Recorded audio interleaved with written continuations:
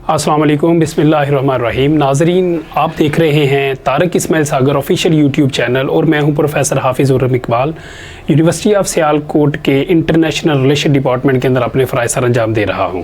नाजरीन, आज इस खित्ते में एक गैर मामूली कॉन्फ्रेंस होने जा रही है मास्को के अंदर, जिसको मास्को फॉर्मेट का नाम दिया जाता है। और ये बहुत बड़े बड़े मुल्कों के दरमियान एक कॉन्फ्रेंस है जिसके अंदर इस खित्ते के सबसे बड़ी पार्स आज शिरकत करेंगी, जिनमें ईरान है, अफ़गानिस्तान है, पाकिस्तान है, इंडिया, चाइना और रशिया है। अब ये कॉन्फ्रेंस क्यों होने जा रही है, इसका एजेंडा क्या है, कौन से अहम इसके की पॉइंट्स होंगे, वो अभी हम आपके सामने जिक्र करेंगे। उनका अंदरूनी जो मामला हैं वो भी हम आपके सामने रखेंगे। तो सबसे पहले मैं आपको ये बताता चलूँ कि ये 2017 के अंदर 14 अप्रैल 2017 के अंदर इस मास्को फॉर्मेट का बाकायदा इसको ऑर्गेनाइज़ किया गया था और इसके अंदर इन्हीं ममालिक को शामिल किया गया था अफ़गानिस्तान की सूरत हाल के लिए, ताकि अफ़गान पीस प्रोसेस जो है उसको बरकरार रखा जा सके। अब 2018 के अंदर भी इसके काफ़ी इजलास हुए, लेकिन मौजूदा सूरत हाल में अब चूँकि तालिबान की हुकूमत कायम हो चुकी है और अफ़गानिस्तान के अंदर कुछ बहरान हैं जिन्होंने जन्म लिया हुआ है, उनसे निमटने के लिए ये ममालिक अब इकट्ठे हो चुके हैं। पहले G20 का इजलास हुआ था 12 अक्टूबर को और उसमें 19 ममालिक और यूरोपीय यूनियन ने शिरकत की थी, लेकिन उसमें रशिया और चाइना ने बाइकाट कर दिया था, सिर्फ इस वजह से कि पाकिस्तान को इसमें क्यों नहीं शामिल किया गया। और दूसरी तरफ उस इजलास में हर मुल्क ने अफ़गानिस्तान के अंदर जो सूरत हाल पैदा हो रही है उसके हल के लिए अपनी अपनी तजावीज़ दी थी। लेकिन अब जो आज का जो इजलास है ये उससे बिल्कुल डिफरेंट है, क्योंकि उसमें उन्होंने बाइस्ड होकर कुछ फ़ैसले किए थे।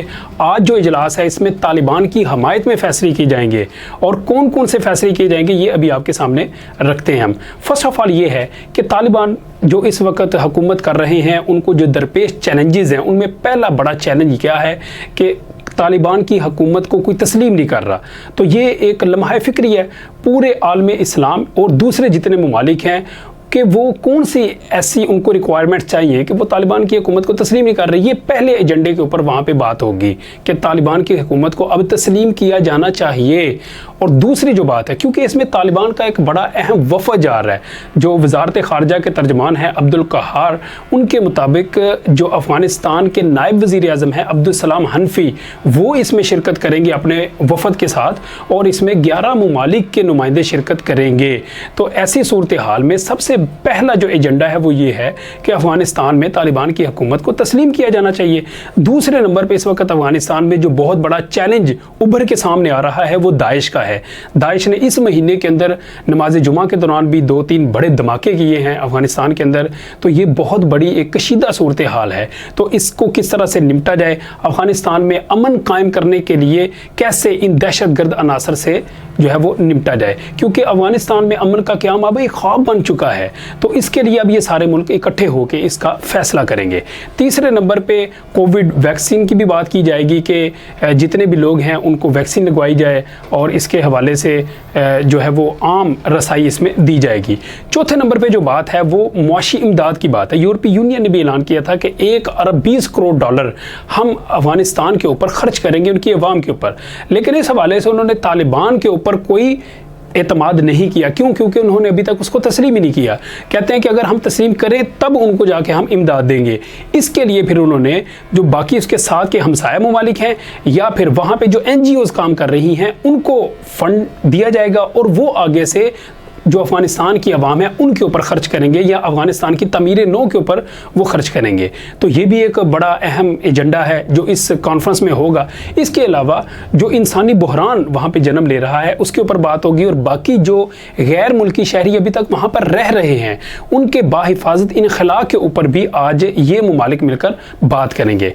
इसके अलावा आज जो सबसे अहम रोल प्ले होगा वो इंडिया का होगा कि जो पिछले G20 की इजलास में भी मोदी ने बाकी सारे ममालिक जो हैं वो वहाँ पे अफ़गानिस्तान के हल की बात कर रहे थे, लेकिन मोदी की एक अपनी उसकी एक भीख थी और उसकी अपनी एक मिन्नत समाजत थी जो उसने इन ममालिक से की कि अफ़गानिस्तान से शिद्दत पसंद या दहशतगर्द जो है वो किसी भी वक्त इंडिया के अंदर दाखिल हो सकते हैं और नुकसान पहुँचा सकते हैं।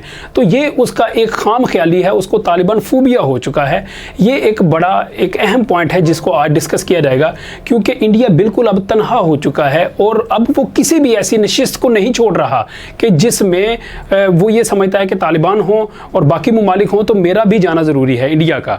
तो लिहाजा वो ऐसी नशिस्त को हासिल करके वहाँ पे अपनी बात, अपना मौक़िफ़ पेश करना चाहता है। इस हवाले से उसने अगले महीने 11 नवंबर को इंडिया के अंदर ही एक इजलास मुनक्कद करने का ऐलान किया है, जिसमें ये ममालिक दोबारा से शरीक होंगे, लेकिन अभी तक तालिबान को उसकी दावत नहीं दी गई। तो बात करने का मकसद ये है कि मोदी आज फिर यही बात करेगा, बार बार करेगा कि अफ़गानिस्तान में जो शिद्दत पसंद हैं या दहशतगर्द हैं वो इंडिया का रुख ना करें। हालांकि ऐसी कोई बात ही नहीं है। अफ़गानिस्तान में तालिबान कई दफ़ा कह चुके हैं कि तालिबान की जो सरजमीन है वो किसी भी मुल्क के खिलाफ इस्तेमाल नहीं होगी। बाकी दूसरे नंबर पर अगर देखा जाए तो इंडिया की तालिबान के साथ बिल मुशाफा और फेस टू फेस ये दूसरा इंटरेक्शन होगा।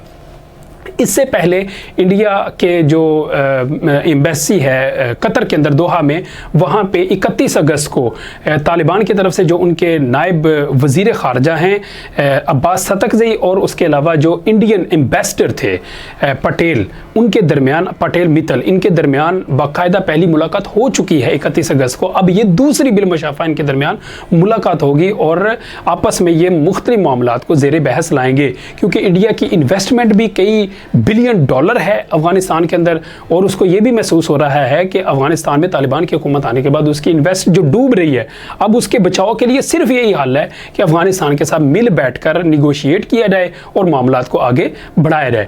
तो ये मुख्तलिफ मामलात थे कि जो वहाँ पर डिस्कस होंगे। आज ये एजेंडा है जिसके ऊपर आज मुख्तलिफ ममालिक जो हैं वो बात करेंगे।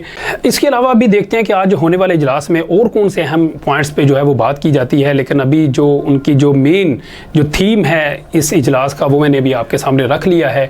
इंशाल्लाह इन्हीं पॉइंट्स के ऊपर बात होगी और ये ज़्यादा आज खुशखबरी है तालिबान के लिए, क्योंकि इसमें भरपूर तालिबान के मौक़िफ़ को दुनिया के सामने पेश किया जाएगा और पूरी दुनिया की नज़र आज इस मास्को फॉर्मेट के ऊपर हैं।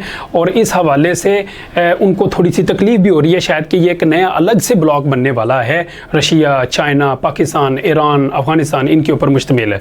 लेकिन अब देखते हैं कि मज़ीद इसमें हमें कौन से ऐसे पॉइंट्स हैं या एजेंडा है जो भी सुनने को या देखने को मिलते हैं। अपना बहुत ज़्यादा ख्याल रखें। अस्सलाम वालेकुम।